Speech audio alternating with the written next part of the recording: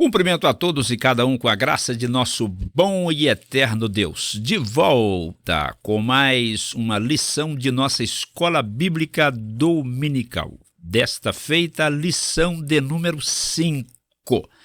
Você já deve ter percebido que temos o registro seguinte, lição 3, no nosso esboço. Entretanto, este foi um erro de digitação. Então, repetindo a lição de número 5. Título: A Grande Tribulação. Texto bíblico básico está em Daniel capítulo 12, versículo 1, Marcos capítulo 13, versículos 19 e 20 e Apocalipse capítulo 16, versículos 1 ao 4. Texto áureo está em Mateus capítulo 24, versículo 21. Porque haverá então grande aflição, como nunca houve desde o princípio do mundo até agora, nem tampouco jamais haverá. Comentando que, dependendo da tradução da Escritura Sagrada, aparece a expressão grande tribulação.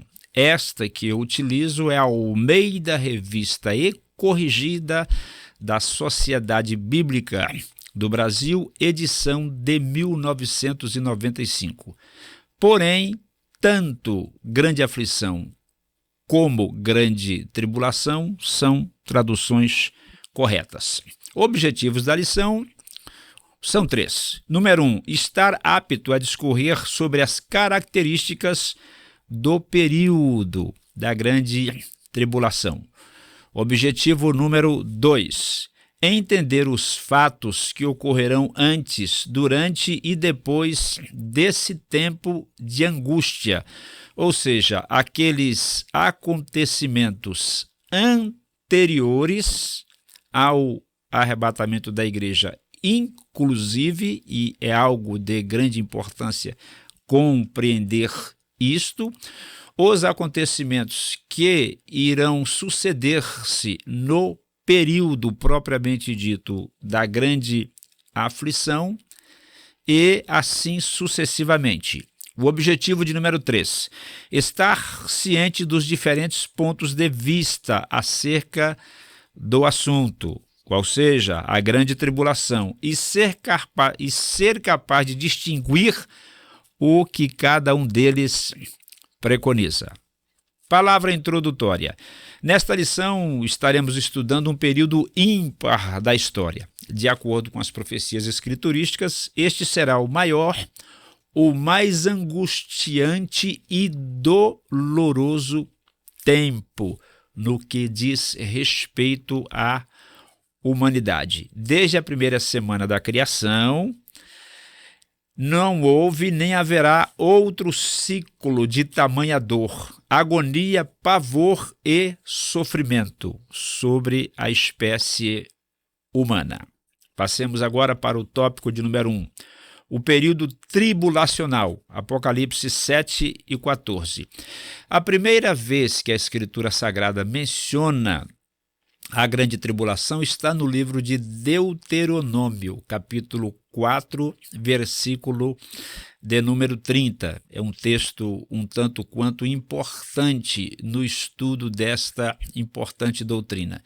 Desse modo, quero comentar o seguinte: tem-se aquilo que se conhece como lei da primeira referência. O que isto significa? Simplesmente o seguinte: quando se quer estudar qualquer assunto constante na Escritura Sagrada, com a esperança viva e acesa no coração de compreendê-lo em sua totalidade, deve-se buscar na Escritura Sagrada o lugar no qual este assunto é mencionado pela primeira vez, porque nesta primeira vez que o assunto é mencionado, Deus estabelece o fundamento para este assunto ao longo de toda a Escritura. E Deus jamais afastar-se-á deste fundamento que ele mesmo estabeleceu. Desse modo, como fundamento para estudarmos esta doutrina importante, repetindo mais uma vez a grande tribulação, o fundamento está em Deuteronômio 4:30. E aqui refere-se à nação de Israel e não à Igreja de Cristo. Então, esse texto, por si só, ele já serve como fundamento doutrinário para a assertiva que defende peremptoriamente que a Igreja não passará pela grande tribulação. No entanto, passemos agora para o subtópico 1.1, grande tribulação. E, na verdade, tribulação. E qual é a diferença? Bem, prestemos muita atenção neste ponto porque ele é extremamente importante. Daniel 9:24-27 faz menção às 70 semanas de Daniel, um período que durará 7 anos, divididos, obviamente, em 2 ciclos de 3 anos e meio cada um. Os primeiros 3 anos e meio destas 70 semanas de Daniel constam em Apocalipse capítulo 6 e versículo de número 9. Constam aqui que eu digo as profecias cumprindo-se, inclusive as que foram enunciadas por Cristo em Mateus capítulo 24, Mateus 25, Lucas 21 e Marcos 13. E estes primeiros 3 anos e meio, o Senhor Jesus chamou-os de princípio de dores. Mateus capítulo 24, versículo de número 8. Em Apocalipse 12 e 14, o texto explicita claramente que este período que o Senhor Jesus Cristo cognominou de princípio de dores, ele perdurará exatamente 3 anos e meio, conforme eu já mencionei. Então, este é um aspecto muito importante porque grande tribulação refere-se aos últimos 3 anos e meio das 70 semanas de Daniel. Este período último foi que o Senhor Jesus Cristo designou de grande tribulação. Então, é um aspecto muito importante este que eu ressaltei e eu peço que você preste muita atenção em tudo quanto eu disse no tocante a este assunto e não se esqueça disto. Ainda prosseguindo com o subtópico 1.1. Este segundo período, que eu vou repetir, que o Senhor Jesus chamou de grande tribulação, ele terá o seu cumprimento em Apocalipse capítulo 10 até ao de número 19. Então ele começa o quê?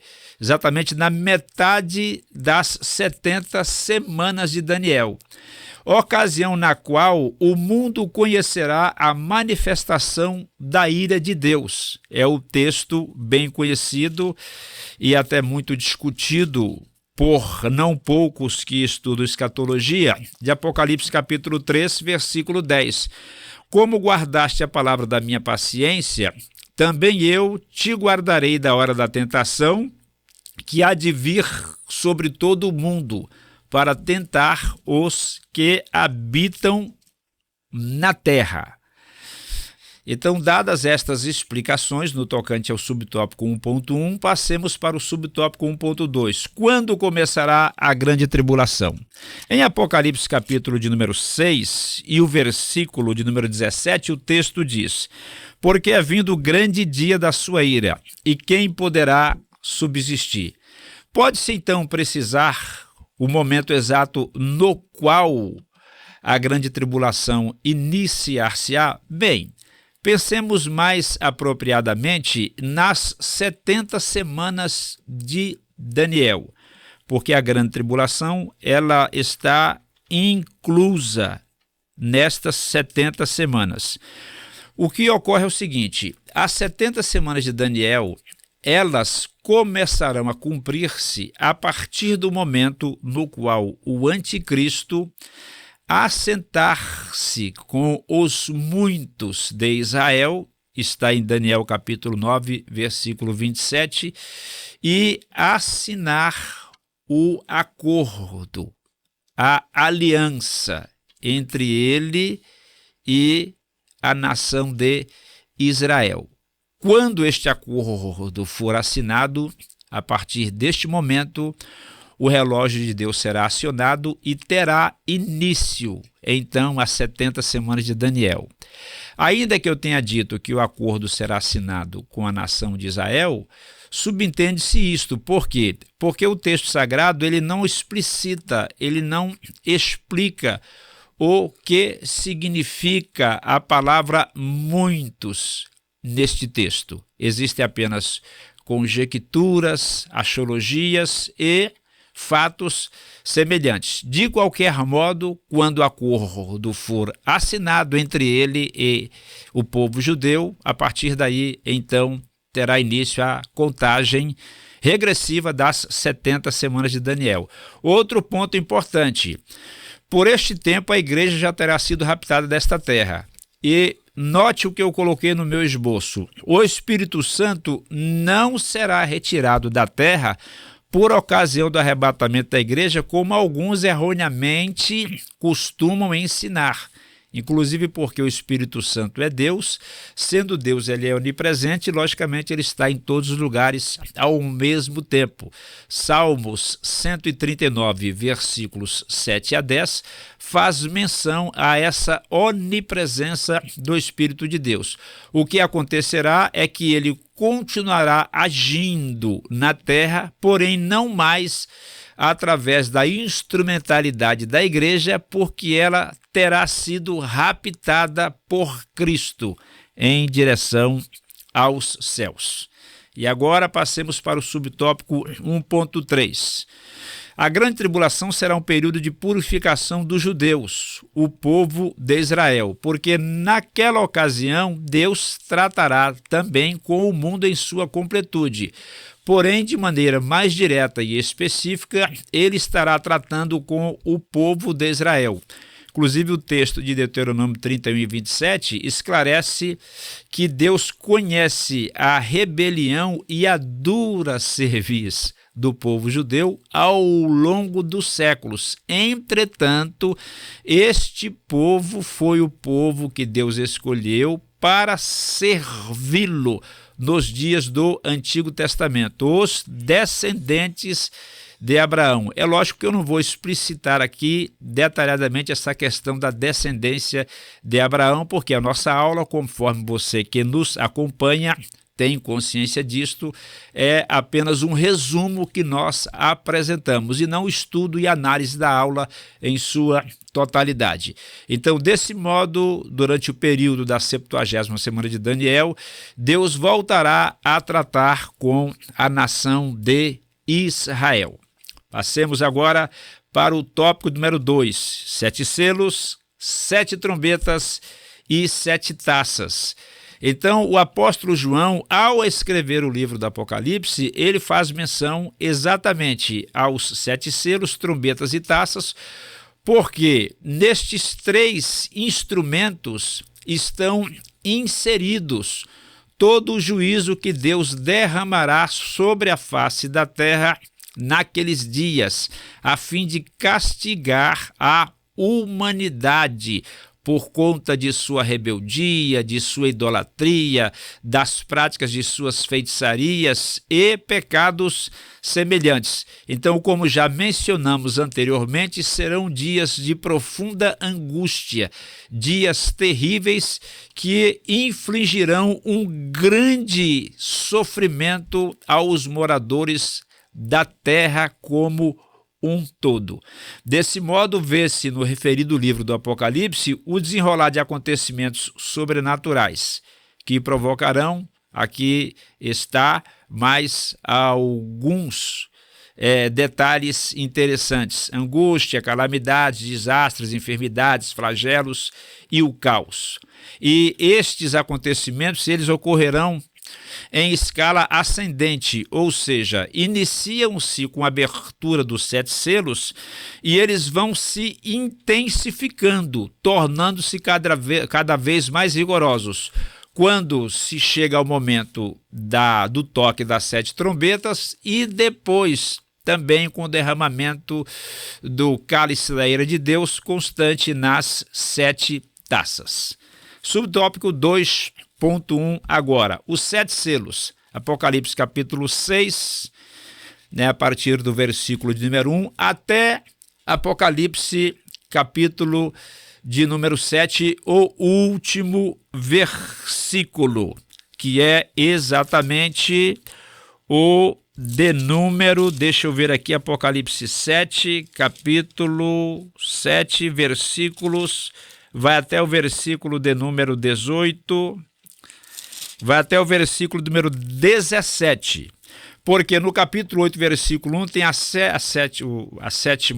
o sétimo selo, mas aí já está no capítulo seguinte. Então, os 7 selos, eles constam em Apocalipse capítulos 6 a 8. O primeiro selo representa o cavalo branco, não vou explicitar muitos detalhes, que é a pessoa do anticristo. Apesar das muitas discussões em torno desse assunto, das muitas polêmicas criadas por tantos, e eu não participo de polêmicas e nem de discussões teológicas, porque o Senhor Jesus nunca participou de nenhuma delas. É só ver o exemplo de João 9, quando os discípulos quiseram suscitar a discussão teológica, o Senhor Jesus Cristo eliminou a discussão pela raiz. Então aqui, com certeza, o homem que monta o cavalo branco, ele refere-se ao anticristo, que inclusive ele claramente, segundo o texto escriturístico, versículo de número 2,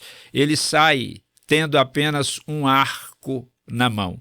É um homem que não carregará uma flecha. Então, com toda a certeza do mundo, é o anticristo. O segundo selo, o cavalo vermelho, e o seu cavaleiro recebendo a grande espada e poder para tirar a paz da terra. Apocalipse capítulo 6, versículos 3 e 4. Espada que fala de guerra.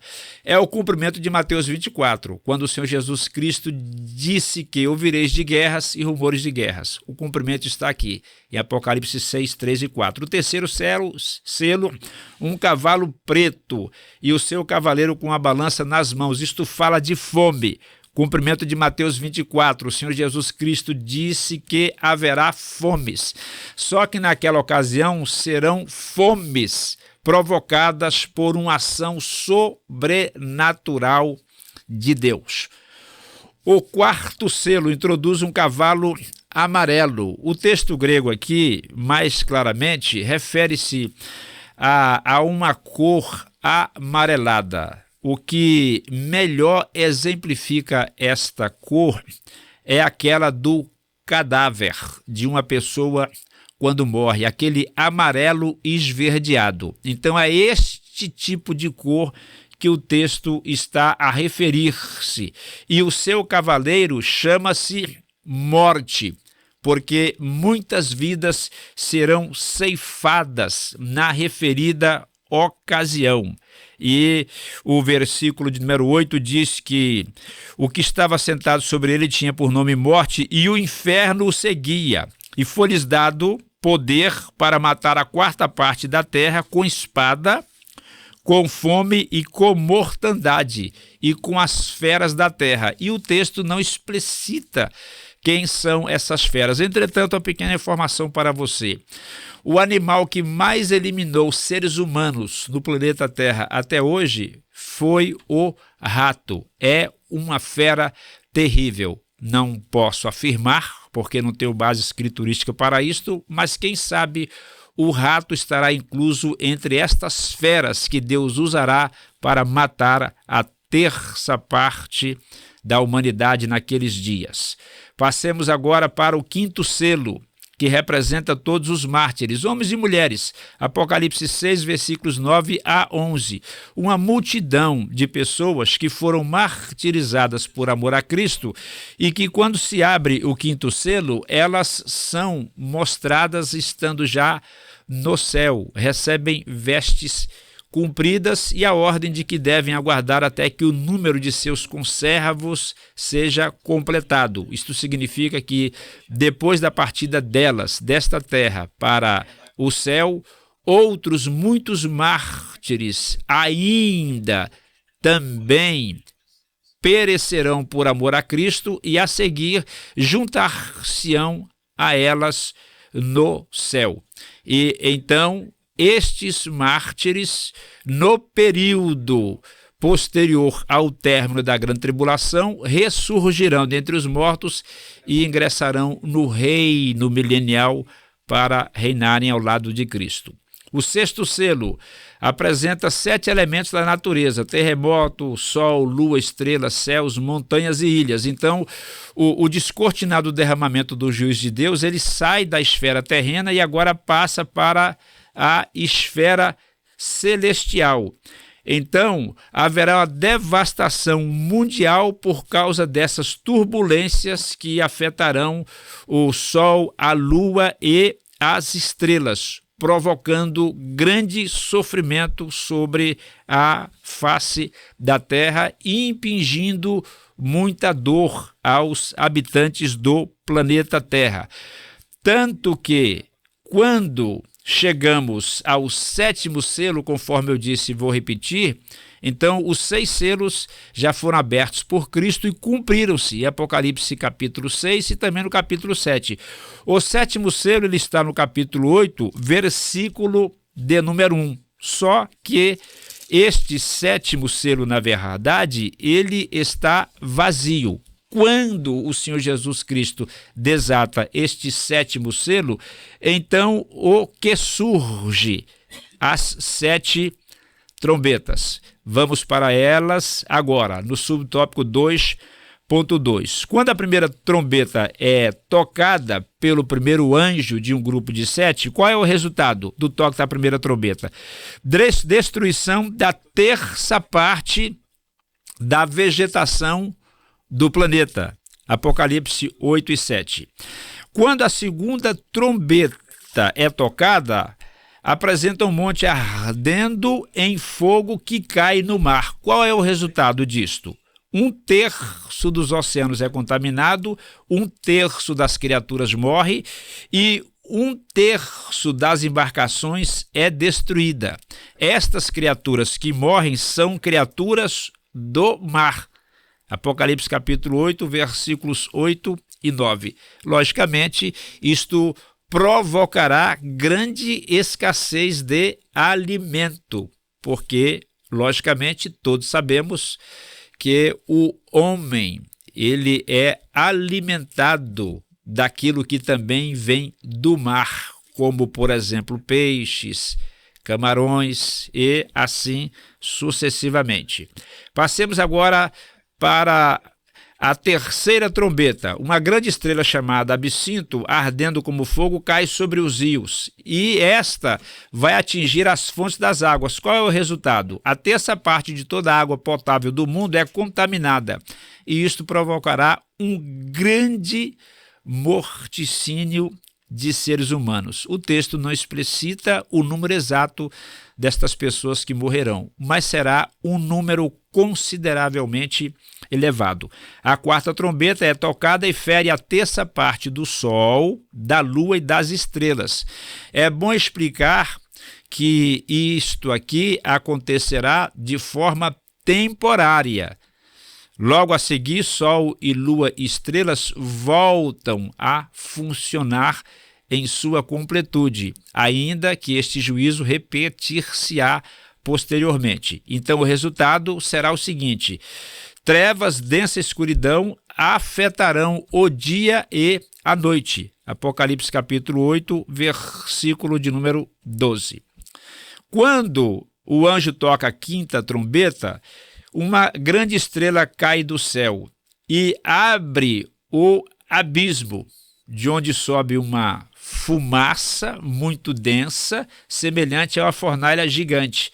Aí no meio da fumaça surgem aqueles demônios que são designados no capítulo 9 do Apocalipse de gafanhotos. Aliás, o capítulo 9 do Apocalipse é um capítulo extremamente pesado e não poucos querem interpretá-lo de forma alegórica, de forma figurada. Eu já tive o desprazer de ouvir e ver diversos obreiros falando sobre este capítulo 9 do livro do Apocalipse de forma alegórica e ou figurada. Ainda que o livro do Apocalipse seja riquíssimo em metáforas, alegorias, figuras de linguagem, é bom que entendamos o seguinte: o significado normalmente da figura ou da alegoria sempre será literal. Este ponto é muitíssimo importante. Então, o que está em Apocalipse, capítulo de número 9, estes acontecimentos espantosos, seres demoníacos em número de 200 milhões, comandados por 4 anjos e que infligirão sofrimento intenso aos moradores da terra por um período de 5 meses, que é o tempo de vida de um gafanhoto. Este acontecimento ele ocorrerá literalmente.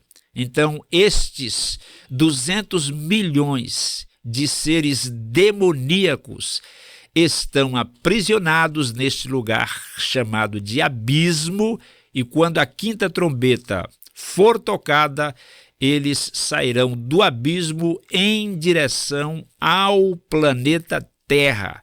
E em todos os quadrantes desta Terra, eles estarão infligindo enorme sofrimento aos homens. E mesmo assim, estes não morrerão, porque o texto explicita que a morte fugirá deles. Agora, a 6ª trombeta, quando ela é tocada, libera 4 anjos preparados para aquele momento profético, o que eu já mencionei anteriormente. Se juntam ao exército com 200 milhões de soldados montados sobre cavalos. O resultado: a 3ª parte de toda a humanidade será eliminada. E agora, quando a 7ª trombeta ecoa, ouvem-se fortes vozes no céu.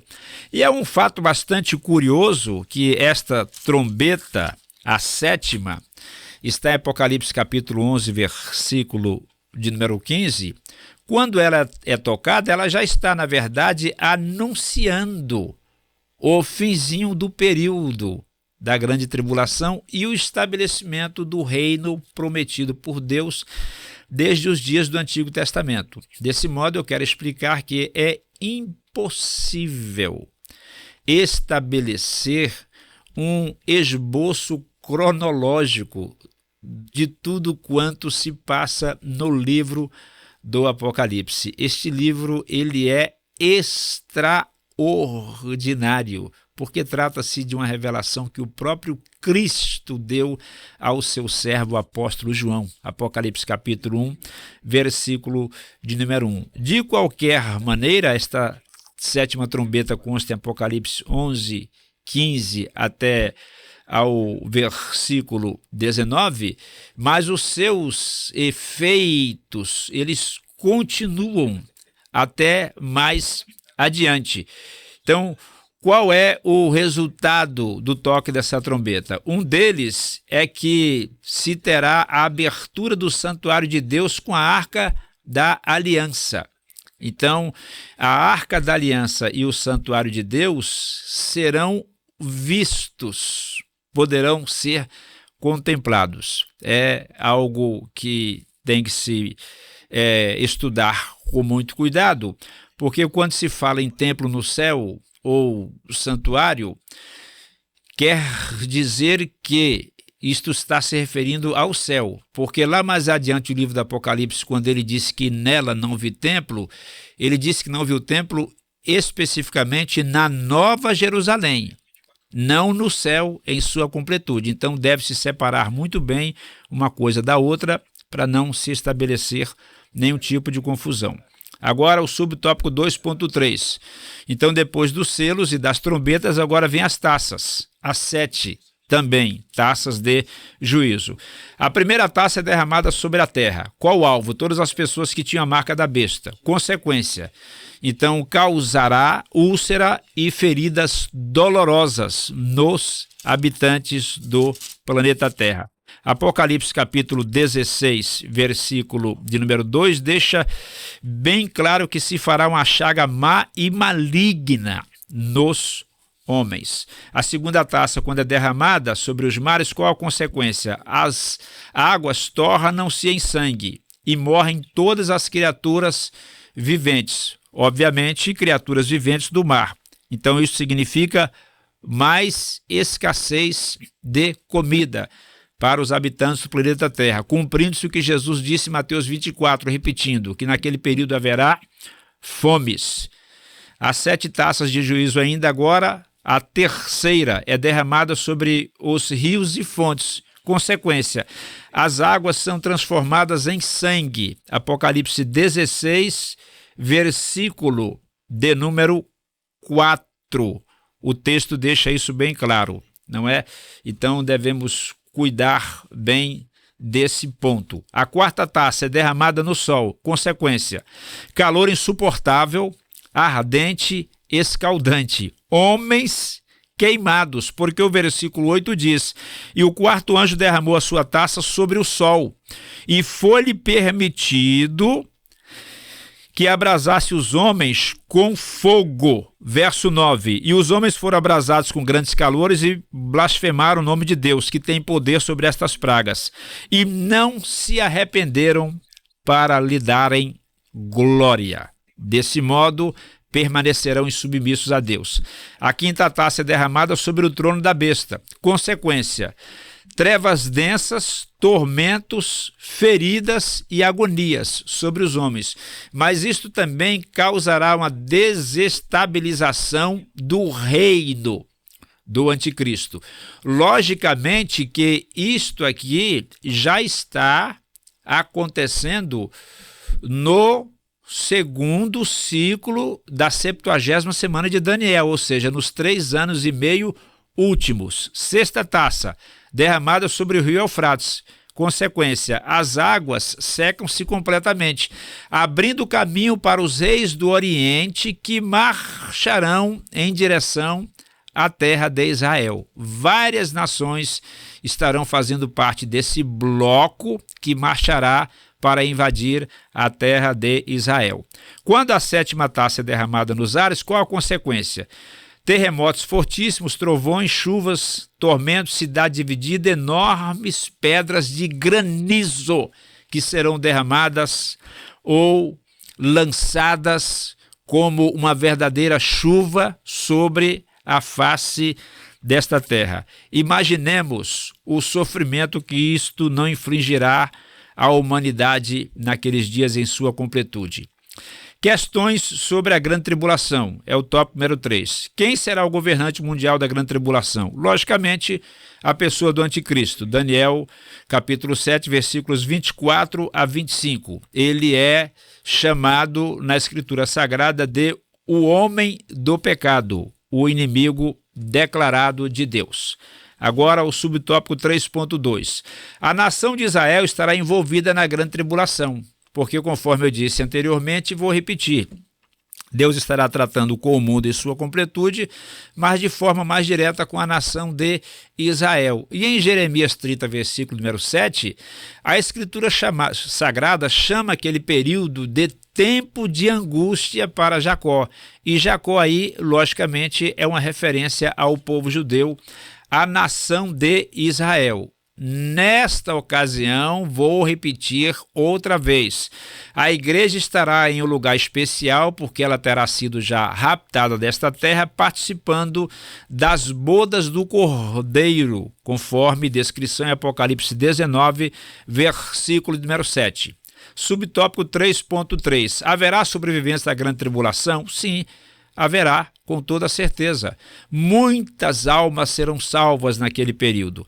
Nós temos a multidão que eu já mencionei. está citado em Apocalipse capítulo 6, versículos 9 ao 11. Provavelmente, esta multidão seja salva já nos primeiros 3 anos e meio da 70ª semana de Daniel, porque lá mais adiante aparece uma segunda multidão de pessoas salvas.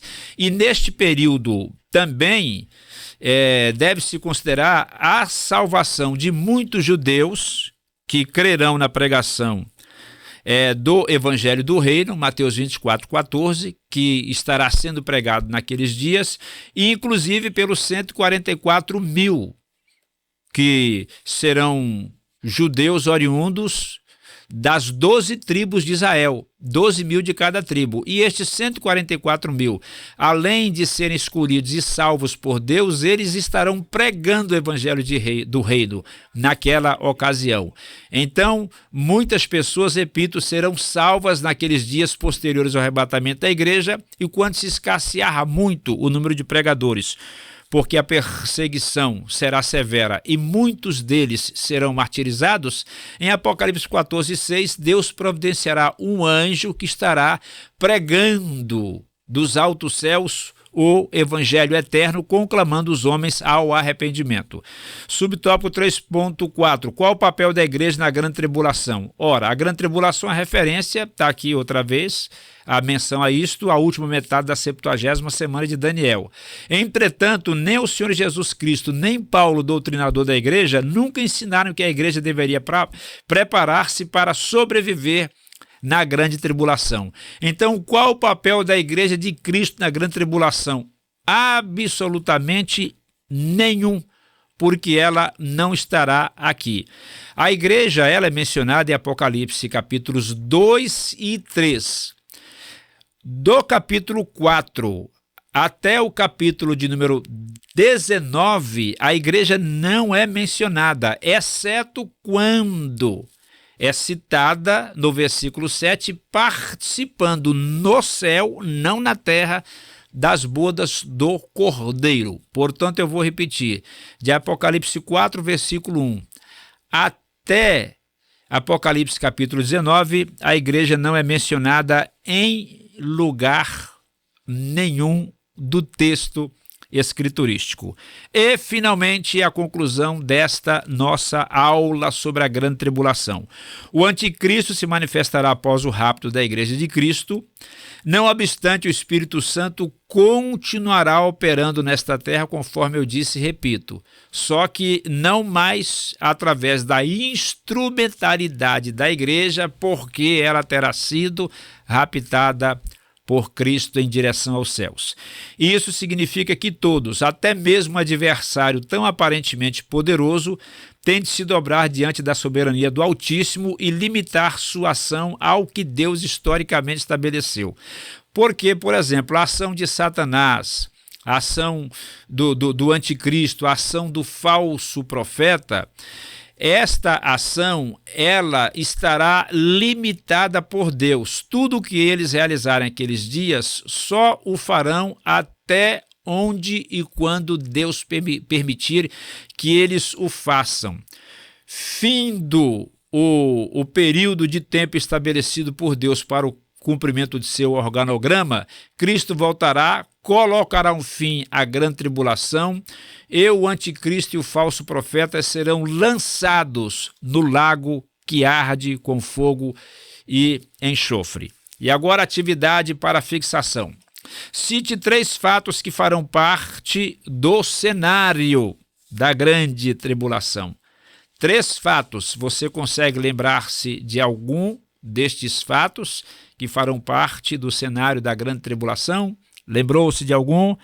E então, falou aí qual é o primeiro, o segundo, o terceiro? Você está anotando alguma coisa? Porque a maneira mais eficaz de aprender quando se estuda qualquer assunto é a de escrever manualmente, porque isto exercita bem o cérebro. Então a resposta é: angústia indescritível, afastamento do Espírito Santo e a manifestação do anticristo. Aí você pode indagar, mas o irmão disse que o anticristo não será afastado? Sim, e reafirmo.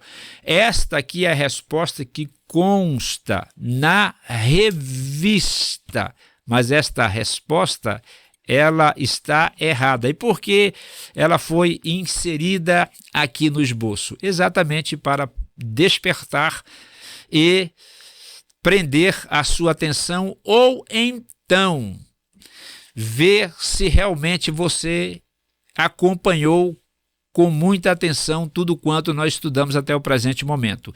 Desta forma é angústia indescritível, a manifestação do anticristo. Agora, o afastamento do Espírito Santo, não, porque, repito, ele é onipresente, está em todos os lugares ao mesmo tempo e continuará operando nesta terra durante o período da grande tribulação, inclusive porque o próprio livro do Apocalipse claramente o diz, que os 7 espíritos, uma referência à pessoa do Espírito Santo de Deus, enviados aos 4 cantos da terra. Obrigado por ter acompanhado e participado conosco de mais essa nossa aula da Escola Bíblica Dominical. Deus abençoe meu irmão, Deus abençoe a minha irmã ricamente por Cristo Jesus. Fique bem, fique em paz, fique com Deus, cuide-se e a paz do Senhor Jesus Cristo para você.